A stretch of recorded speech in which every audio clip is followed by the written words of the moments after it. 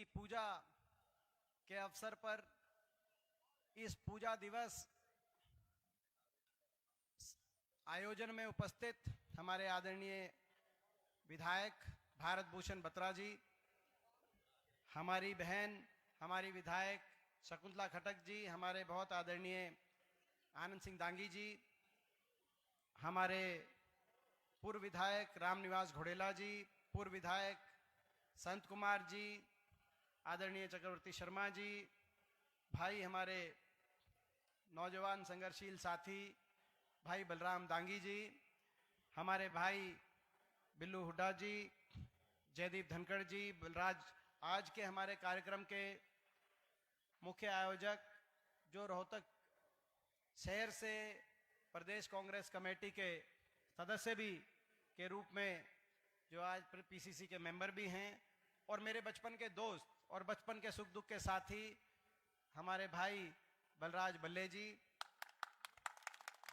हमारे भाई हमारे आदरणीय प्रधान जी बलवान सिंह पांचाल जी, हमारे प्रधान जी लोकेंद्र फोगाट जी, सतबीर जांगड़ा जी, किशनलाल पांचाल जी, राम कुमार जी, हमारे गुलशन इश्पिरानी जी पार्षद, कदम सिंह इलावा जी पार्षद, पीवी भावरा जी, मोनू शर्मा जी, देवेंद्र भारत, जगत सिंह काला जी, हेमंत बख्शी जी, कुलदीप केडी जी, जितेंद्र जांगड़ा जी, आजाद सिंह दांगी जी जो गोहाना पांचाल समाज से के प्रधान हैं, हमारे भाई सुरेंद्र बत्रा जी पूर्व पार्षद, टिंचू सचदेवा जी, प्रदीप गुलिया जी, कमलेश पांचाल जी, कलावती पांचाल जी, राकेश सैनी जी, हमारे अजय भाटी जी, अशोक मैना जी, योगेंद्र बोस जी, हुकुमचंद पांचाल जी, हमारे अजीत सिंह पांचाल जी, मैनपाल सिंह पांचाल जी, विजेंद्र सिंह पांचाल जी, सुरेंद्र जी, हमारे महासचिव राज सिंह पांचाल जी, कोषाध्यक्ष मोहनलाल पांचाल जी, महेंद्र सिंह जी,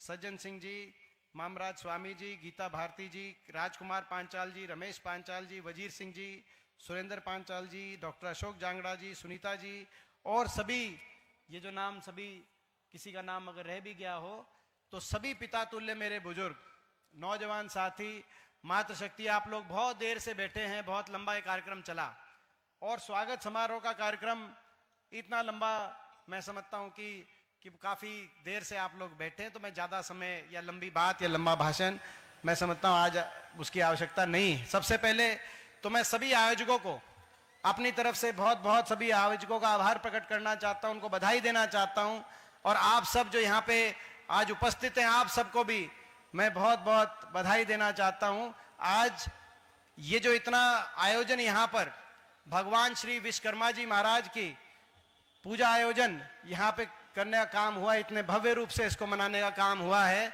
इसके लिए सभी आयोजकों को भी बधाई, और जो उपस्थित सभी लोग यहाँ आप सबको मैं बहुत बहुत मुबारकबाद देना चाहता हूँ।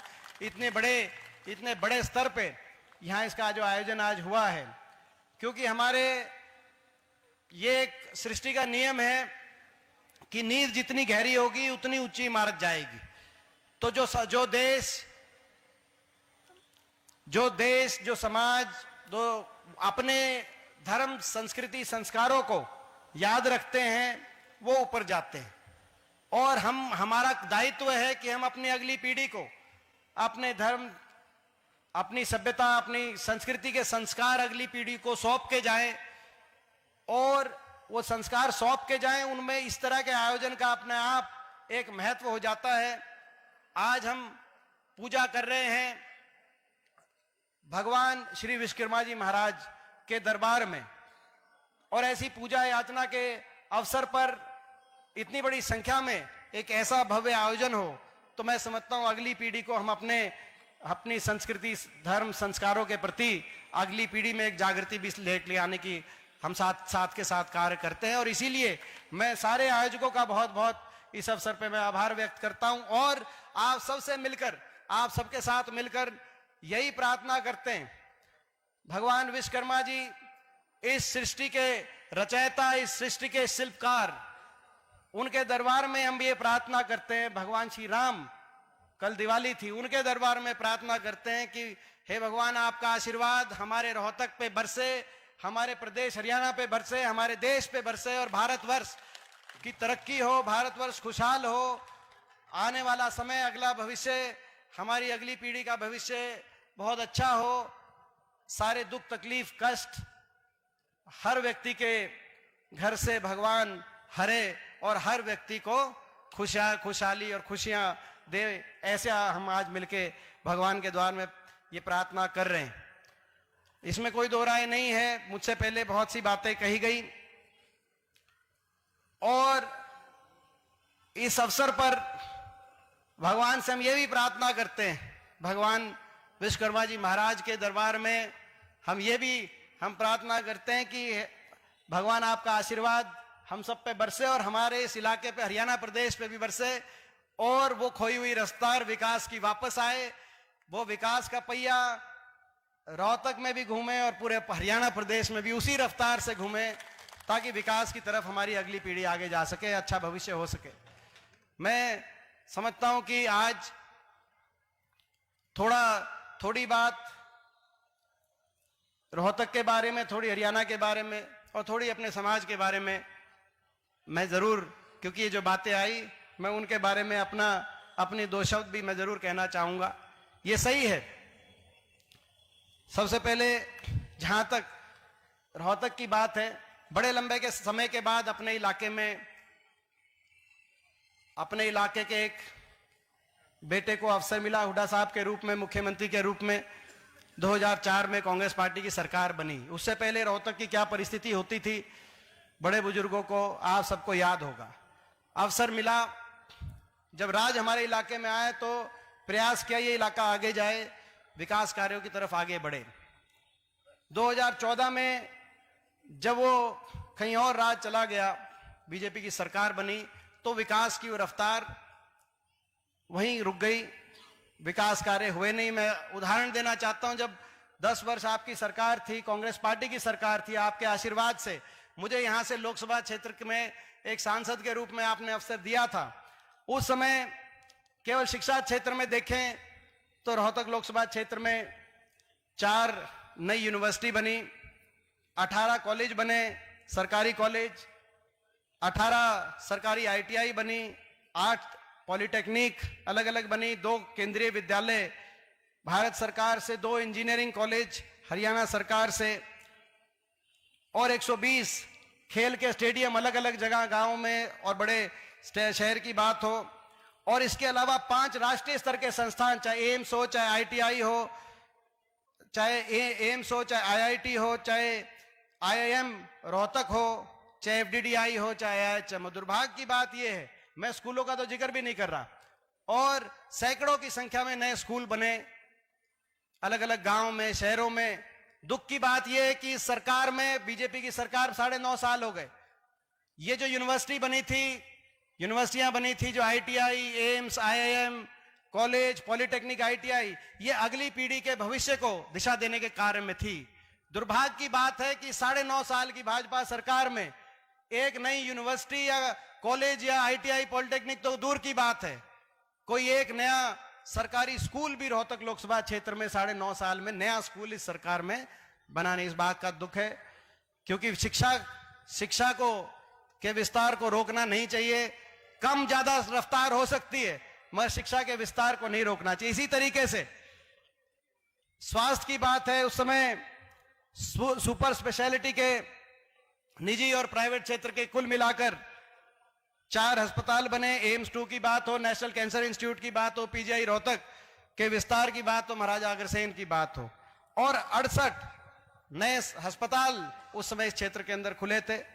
रेल की लाइन 230 किलोमीटर रेल की लाइन बिछी थी, रोहतक झज्जर रेवाड़ी से जुड़ा था, और रोहतक महम हांसी की रेल की लाइन का अंतिम चरण में काम पहुंच गया था, जो 10 साल के बाद भी आज भी वो रेल की लाइन में ट्रायल रन हो रहा है। 10 साल के बाद भी जमीन एक्वायर हो चुकी थी, केवल इनको रेल की लाइन पूरी करानी थी। इसी रूप से चाहे मेट्रो भादुगढ़ तक पहुंची थी उस समय, अब 9.5 साल से साखोल से आगे भादुगढ़ एक खंबा भी 9.5 साल में मेट्रो का आगे नहीं पहुंच पाया। चाहे वो रेल की लाइन 230 किलोमीटर इस क्षेत्र में उस समय रेल की लाइन बिछी हो, चाहे मेट्रो 25 किलोमीटर भादुगढ़ तक मेट्रो पहुंची हो, 9.5 साल में ना 1 इंच रेल की लाइन बिछी, ना एक खंबा मेट्रो आगे बढ़ा। चाहे उस समय 4 बड़े औद्योगिक क्षेत्र इस क्षेत्र में लगे हों, चाहे आईएमटी रोहतक जिसमें एशियन पेंट, मारुति आई, चाहे फुटवेयर पार्क बहादुरगढ़ हो, चाहे थर्मल के कारखाने और झज्जर के पास झाड़ली खानपुड़े थर्मल कारखाने लगे हों, चाहे बादली और बाड़सा के पास एमईटी रिलायंस आई हो। देश चाहे पैनासोनिक हो, चाहे योकोहामा हो, चाहे मारुति हो, एशियन पेंट हो, मैं समझता हूं देश विदेश का कोई ऐसा मल्टीनेशनल कंपनी कोई ऐसी नहीं होगी जो उस समय इस क्षेत्र में नहीं आए। दुख की बात यह है वो आगे बढ़ना चाहिए था, लेकिन 9.5 साल में एक भी कोई इंडस्ट्री एक नहीं आई। 9.5 साल बहुत बड़ा समय होता है। एक भी कोई शिक्षा का संस्थान नहीं बना, एक कोई जो है अस्पताल नया नहीं बना, कोई 1 इंच मेट्रो आगे नहीं आई, कोई एक नया औद्योगिक क्षेत्र इस क्षेत्र में नहीं लगा। वो सारी बात आपके सामने है। आज ये हम इस अवसर पर भगवान से प्रार्थना कर रहे हैं और ये संकल्प ले रहे हैं, ये विकास का पहिया फिर घूमेगा, दोबारा से यूनिवर्सिटियां भी आएंगी, दोबारा से औद्योगिक क्षेत्र भी आएंगे, दोबारा से नेशनल हाईवे में विस्तार भी होगा, सड़कों में विस्तार भी होगा। जो एयरपोर्ट हमारा महम में आना था, जो चला गया नोएडा में, वो एयरपोर्ट भी वापस लेके आएंगे और बहादुरगढ़ से मेट्रो रोहतक भी लेके आएंगे। हम संकल्प कर रहे हैं विकास का पहिया फिर घूमे हमारे क्षेत्र में, ताकि आगे वाला समय हम अगली अपनी पीढ़ी को एक उज्जवल भविष्य दे सके, जो कल्पना हमने मिलकर करी थी। और ऐसे ही हरियाणा की बात, जहां तक हरियाणा प्रदेश की बात है, जो प्रदेश 2014 से पहले विकास के मापदंडों में आगे माना जाता था। देश में अगर बात आती थी प्रति व्यक्ति आय, प्रति व्यक्ति निवेश, विकास दर की, तो हरियाणा देश में नंबर 1 पे माना जाता था। 10 वर्ष में आपस में कभी कोई जो है आपस में ना कभी किसी का कोई टकराव हुआ, ना 10 वर्ष में कोई किसी वर्ग को, ना व्यापारी को, ना कर्मचारी को, ना किसान को, ना मजदूर को, किसी वर्ग को कोई धरना नहीं देना पड़ा। आज भी हम देख रहे हैं सफाई कर्मचारी को धरना तो आज भी चल रहा है, लेकिन 10 वर्ष में ना किसी को धरना देना पड़ा, ना आंदोलन हुए, और आपस में भाईचारे खुशहाली से प्रदेश आगे बढ़ा। उसके बाद 2014 में बीजेपी की सरकार आई, अच्छे दिनों का वायदा था, हरियाणा में सरकार बनी। जो प्रदेश हरियाणा देश में विकास में नंबर 1 होता था, इन 9.5 साल में केवल रोहतक ही नहीं पीछे गया, हरियाणा प्रदेश भी देश में विकास में जो नंबर 1 होता था, आज विकास में तो 17वें 18वें पायदान पे चला गया। नंबर 1 अगर पहुंच गया तो बेरोजगारी में देश में नंबर 1 पे आज हरियाणा पहुंच गया। दिल्ली के 3 तरफ बसा हरियाणा, दिल्ली के 3 तरफ बसाने जो देश में रोजगार में नंबर 1 होना चाहिए था। आज हर घर में एक शिक्षित नौजवान, बेरोजगारी की फौज खड़ी हो गई।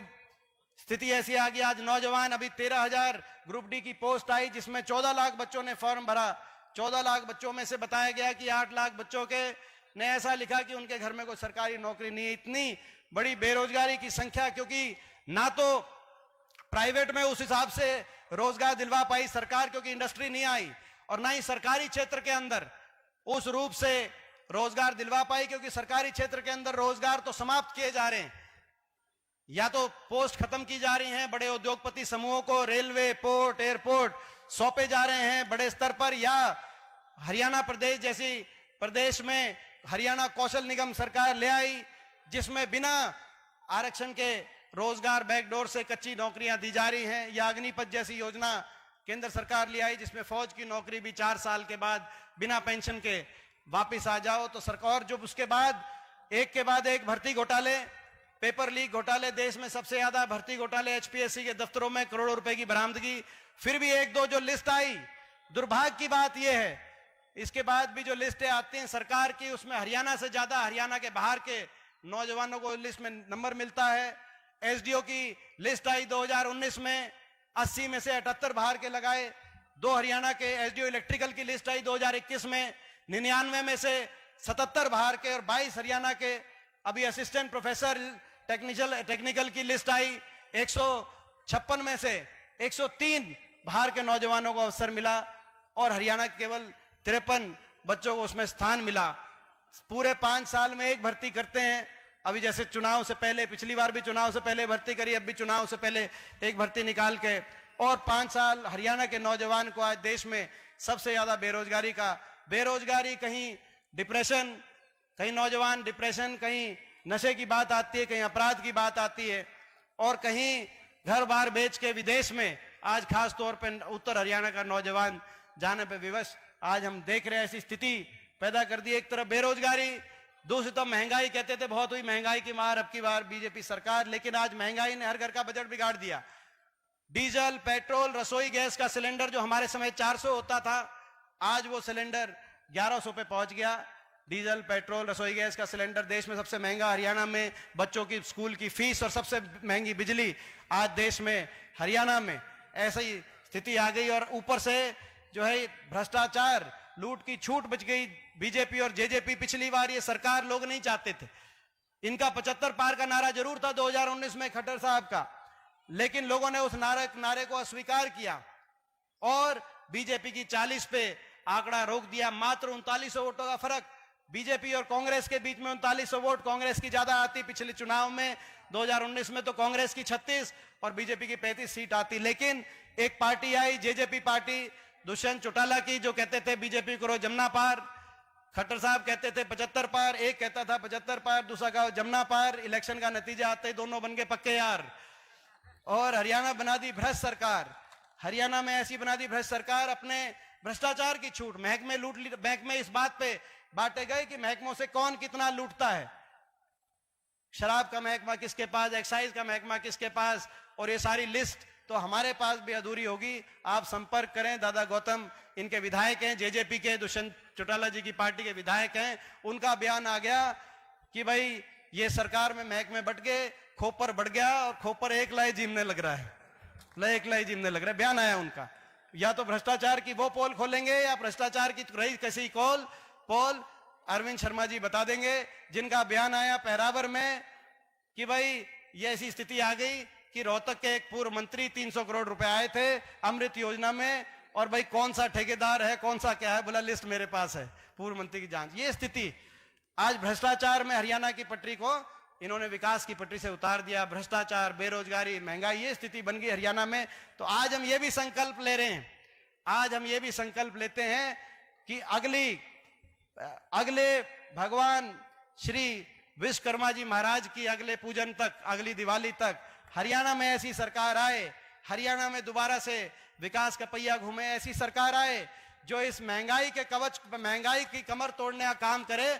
और जैसा कि कांग्रेस पार्टी की कर्नाटक और हिमाचल की सरकार में हुआ है, हरियाणा में सरकार ऐसी बने 300 यूनिट बिजली उपभोक्ता को फ्री बिजली देने का काम करे। ये हम संकल्प लेते हैं। हम संकल्प लेते हैं हरियाणा में एक ऐसी सरकार बने, राजस्थान की अशोक गहलोत जी की सरकार की तर्ज पे हरियाणा में भी 500 रुपए सिलेंडर दिलवाने का काम करे, कांग्रेस पार्टी की सरकार बने। अगली दिवाली और अगली दिवाली तक हरियाणा में हम संकल्प लेते हैं कि हरियाणा में एक ऐसी सरकार बने जो कर्मचारियों को ओल्ड पेंशन स्कीम का लाभ दिलाने का काम करे। और हम संकल्प लेते हैं हरियाणा के अंदर ऐसी सरकार बने जो बड़े बुजुर्गों को, जिनके साथ धोखा हो गया, जिनको बोला था 5100 पेंशन, बोला हमारा समझौता हो रहा है, हम 5100 पेंशन देंगे, लेकिन 5100 पेंशन नहीं आए, केवल धोखा मिला। साढ़े चार सालों में 6 महीने बाद चुनाव है। हरियाणा में ऐसी सरकार बने जो बड़े बुजुर्गों के साथ किए गए धोखे का जो है हिसाब किताब बराबर करे और देश में सर्वाधिक 6000 बुढ़ापा पेंशन अगली 1 नवंबर से हरियाणा के अंदर बड़े बुजुर्गों को दिलवाने का काम करे। हरियाणा में ऐसी सरकार आए जो 100 गज के प्लॉट का फैसला था, एससी वर्ग के हमारे भाई, बैकवर्ड के हमारे भाई, छत्तीसगढ़ गरीब परिवार, बीसीए के हमारे भाई जिसमें शामिल किए गए थे। 4 लाख परिवारों को 100 गज के प्लॉट हरियाणा मिले थे, लेकिन इस सरकार ने वो स्कीम समाप्त कर दी। एक नया प्लॉट किसी को दिया नहीं। जब से कांग्रेस सरकार गई है, और जहां प्लॉट थे वहां पे ना विकास कार्य कराए, ना कब्जे दिलाए, ना कोई उनमें कॉलोनियों का विकास कराया। एक ऐसी सरकार आए अगले 1 नवंबर तक, अगले हरियाणा दिवस तक, हरियाणा में अगली दिवाली तक, अगली विश्वकर्मा पूजन दिवस तक ऐसी सरकार बने। 100 गज की प्लॉट की स्कीम दोबारा शुरू हो, जो वंचित परिवार रह गए थे उनको 100 गज के प्लॉट मिले, और उन 100 गज के प्लॉट पे 2 कमरे के सरकारी सहायता से इंदिरा आवास योजना में मकान बनवाने के गरीब आदमी को देने का काम करें। आज हम ये संकल्प ले रहे हैं। और हम संकल्प ले रहे हैं जो आज बहुत सी बातें, अपने समाज से जुड़ी बहुत सी बातें आई। आपने सही कहा, उस समय क्लास 1 क्लास 2 में जो है, और बीसीए समाज के लिए क्लास 1 और क्लास 2 के अंदर रिजर्वेशन नहीं थी। जब कांग्रेस सरकार बनी, हुड्डा साहब के हाथ में कलम आई तो 15% टोटल रिजर्वेशन और 10% पहली बार देश में अगर बीसीए समाज के लिए रिजर्वेशन क्लास 1 क्लास 2 में हुई तो हुड्डा साहब के हाथ से कांग्रेस पार्टी के समय जो है हरियाणा के अंदर। तो ऐसी सरकार आए जिसने 15% तक भी किया था, इन्होंने 9.5 साल तक इसको बढ़ाने का काम नहीं किया। हम कहना चाहते हैं सरकार को, या तो आप बढ़ाओ, नहीं तो 15% भी हमने किया था बीसीए समाज को, पहले भी हमने क्लास 1 क्लास 2 में रिजर्वेशन देने का काम किया था, आगे भी इस 15% को आगे भी बढ़ाने का काम हम करेंगे जब हमें अवसर मिलेगा। हरियाणा में हम कहना चाहते हैं सरकार को। और ऐसे ही मैं समझता हूं बहुत सी बातें, ये बैकवर्ड निगम के 300 करोड़ के कर्जा माफी की योजना आई थी, और बैकवर्ड निगम में मगर जो इंटरेस्ट है उस पर ब्याज का प्रतिशत हाई है, और ये पीछे कोऑपरेटिव किसान के लिए जो कोऑपरेटिव का कर्जा है उसमें हमारी सरकार के समय भी और पूरे देश में भी 0% तक कई प्रदेशों ने देने का काम किया था।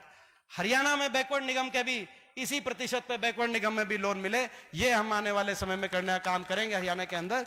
और एक और बात जो मेरे नोटिस में लाई कि जो हमारे समय राजीव गांधी बीमा योजना थी, मजदूर यानी कि जो अपना जो है किसान या मजदूर खेत में काम करे, चाहे वो किसान हो या मजदूर हो, उसको अगर खेत में काम करते हुए अगर हो जाए तो 5 लाख की उसमें बीमा योजना में प्रावधान है। इन्होंने तो बढ़ाया नहीं 9.5 साल में, मगर जो शिल्पकार, कोई अपना जो है कोई कामगार, कोई अपना काम करते हुए, वो इसमें योजना में शामिल नहीं थे, केवल मजदूर और किसान इस योजना में शामिल थे। तो भाई ये कामगार को भी उस योजना में शामिल करते हुए भाई इस बीमा योजना में कोई अब जो है, ताकि ये भी वो भी, और ये भी सही है।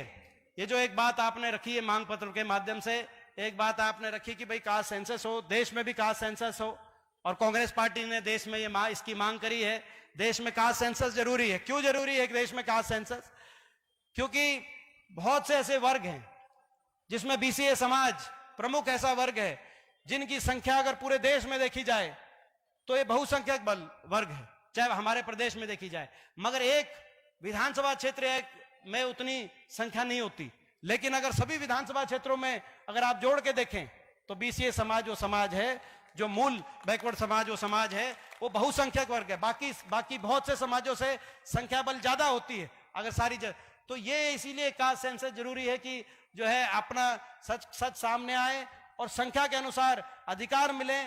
और आपको याद होगा जब ये महिला आरक्षण लेके आई थी सरकार की, भाई आने वाले समय में जो लोकसभा के अंदर हम सीटों के अंदर जो है वो करेंगे, तो उस महिला आरक्षण पे में के साथ साथ मैंने कहा कि अगर इसको बदलने की अगर बात आ रही है, हम स्वागत करते हैं महिलाओं का भी हो, लेकिन साथ के साथ बीसीए समाज के लिए भी सीटें रिजर्व की जाएंगी लोकसभा के अंदर, राज्यसभा के अंदर। राज्यसभा तो राज्यसभा में आपने देखा होगा कि मैं इस पे कट मोशन लेके आया था।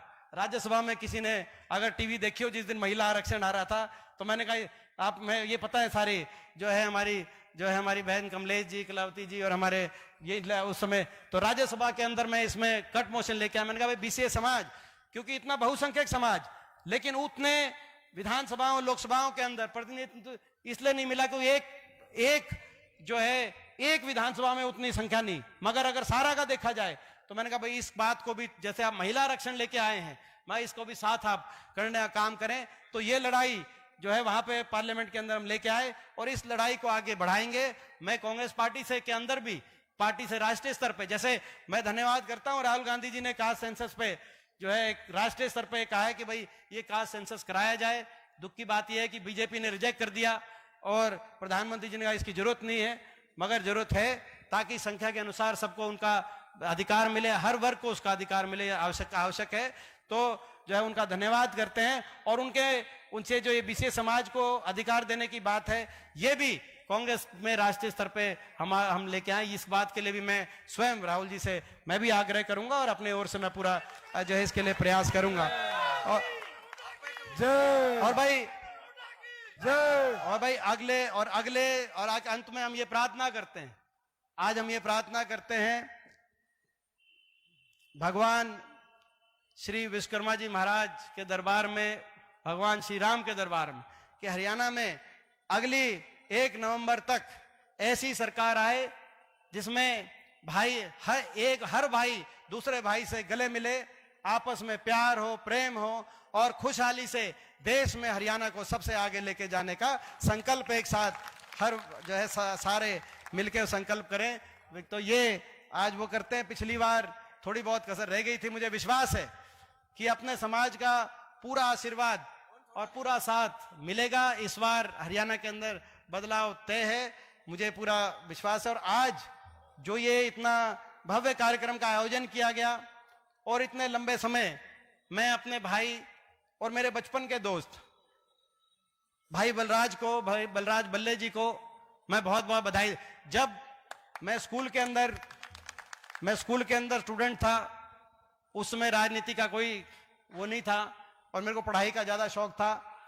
उस समय एक इलेक्शन में ये हुआ कि भाई जो है हुड्डा साहब इलेक्शन लड़ रहे थे, तो बोला भाई आप जो है थोड़ी सी भाई इलेक्शन का टाइम है, थोड़े दिन आपकी छुट्टी करा देते हैं, आप थोड़ा सा जो है थोड़ी सी वो करना।